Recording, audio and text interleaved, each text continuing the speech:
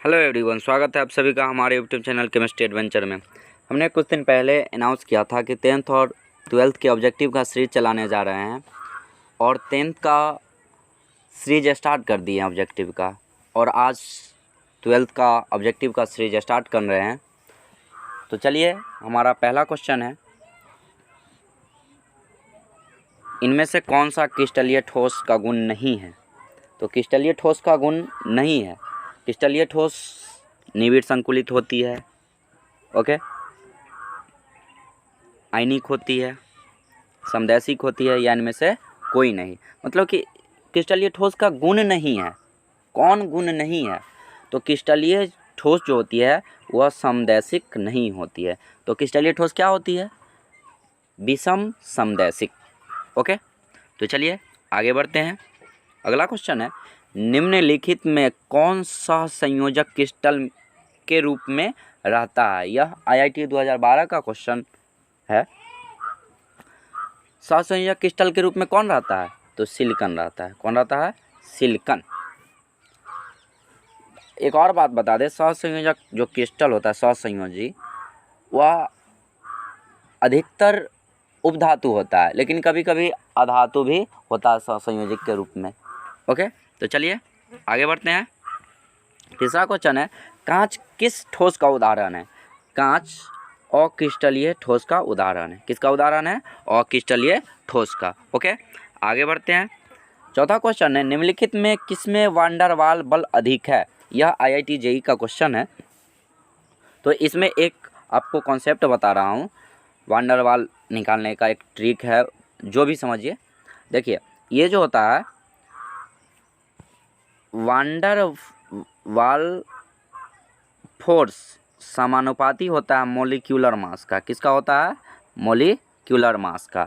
मतलब कि जितना ज़्यादा मोलिक्यूलर मास होगा उतना ज़्यादा वान डेर वाल बल होगा। ओके, और मोलिक्यूलर मास कैसे? जिस एलिमेंट का परमाणु संख्या जितना ज़्यादा होगा उसका मोलिक्यूलर मास भी ज़्यादा होगा। तो समझ में आ गया। तो इसमें से किसका परमाणु संख्या ज़्यादा है? तो देखिए, फ्लोरीन का, क्लोरीन का, ब्रोमीन का, आयोडीन का। तो किसका है? आयोडीन का सबसे ज़्यादा, I2 है आयोडीन। ओके, तो चलिए आगे बढ़ते हैं। पांचवा क्वेश्चन है, निम्नलिखित में कौन हाइड्रोजन बंधन नहीं बनाता है? तो आपको बता दूं कि हाइड्रोजन बंधन कौन कौन बनाता है। तो एक ट्रिक है आपका, फोन, PHONE वाला फ़ोन नहीं, जो हम लोग चलाते हैं वो फ़ोन नहीं, ये है FON। अगर ये तीनों में से कोई अगर हाइड्रोजन के साथ जुड़ा रहेगा तो वह हाइड्रोजन बंधन बनाएगा, वरना हाइड्रोजन बंधन नहीं बनाएगा। तो देखिए ऑप्शन में पहला है H2O, हाइड्रोजन के साथ ऑक्सीजन है। दूसरा में भी HF, हाइड्रोजन के साथ फ्लोरीन है।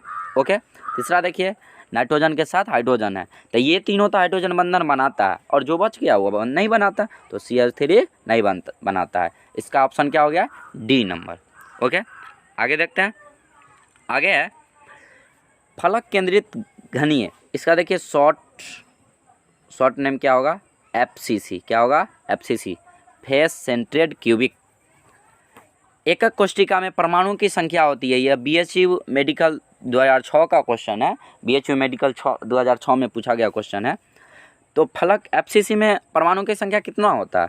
तो 4 होता है। कितना होता है? 4 होता है। ओके, और देखिए ये 2 किस में होता है? तो ये BCC में होता है। किस में होता है? BCC में होता है। एक किस में होता है? तो SC में होता है। ओके, 3 किसी में नहीं होता है। चलिए आगे बढ़ते हैं। 7वां नंबर क्वेश्चन, निम्नलिखित में किस ठोस के अवयवी कणों की व्यवस्था दीर्घपरासी होती है? तो क्रिस्टलीय ठोस की जो व्यवस्था होती है वह दीर्घपरासी होती है, और क्रिस्टलीय का लघुपरासी होती है। ओके, तो चलिए आगे बढ़ते हैं। अगला क्वेश्चन है, नेपथिलीन किस ठोस का उदाहरण है? नेपथिलीन क्रिस्टलीय ठोस का उदाहरण है। ओके, चलिए अगला क्वेश्चन देखते हैं। 9 नंबर क्वेश्चन है, निम्नलिखित में किस ठोस को नेटवर्क ठोस के नाम से भी जाना जाता है? तो सहसंयोजक ठोस जो होता है उसी को नेटवर्क ठोस भी कहा जाता है। ओके, तो याद रखिएगा। आज का अंतिम क्वेश्चन है, निम्नलिखित में कौन पदार्थ सूर्य के प्रकाश का विद्युत में रूपांतरण करने के लिए श्रेष्ठतम प्रकाश वोल्टीय पदार्थ है।